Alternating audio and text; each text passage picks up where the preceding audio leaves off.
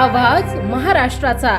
नमस्कार, मी सुद्धा संध्यालाइव्ह मध्ये आपल्या सगळ्यांचं स्वागत। पुणे आणि पिंपरी चिंचवड महापालिकेत स्वबळावर लढत असलेल्या भाजपा आणि राष्ट्रवादी काँग्रेस अजित पवार यांच्या घमसान सुरू आहे। उपमुख्यमंत्री अजित पवार यांनी दोन्ही महापालिकांमध्ये भ्रष्टाचाराच्या मुद्द्यावरून भाजपा आणि स्थानिक नेत्यांना घेरले, त्यामुळे भाजपाचे नेतेही अजित पवारांवर तुटून पडताना दिसत आहेत। अजित पवारांनी केलेल्या आरोपांना उत्तर देताना भाजपाचे आमदार महेश लांडगे चांगलेच संतापलेत। अजित पवारांनी पिंपरी चिंचवड येथील सभेत बोलताना भाजपावर भ्रष्टाचाराचे आरोप केले। त्याला उत्तर देताना आमदार महेश लांडगे म्हणाले, आधी स्वतःच्या लेखाचे पराक्रम बघा, ते स्वतः आका आहेत, त्यांनी जाहीर करावं। मला पिंपरी चिंचवडचा आका म्हणत आहेत, मुळात अजित पवार हेच महाराष्ट्राचे आका आहेत, अशी टीका आमदार महेश लांडगे यांनी केली। पिंपरी चिंचवडमधील भ्रष्टाचाराचा आका संपवायचा आहे, अशी टीका अजित पवारांनी सभेत बोलताना केली होती। त्यावर महेश लांडगे म्हणाले, सध्या अजित पवार यांचा अहंकार बोलत आहे, ते नैराश्यात आहेत। अजित पवारांना भ्रष्टाचाराच्या मुद्द्यावर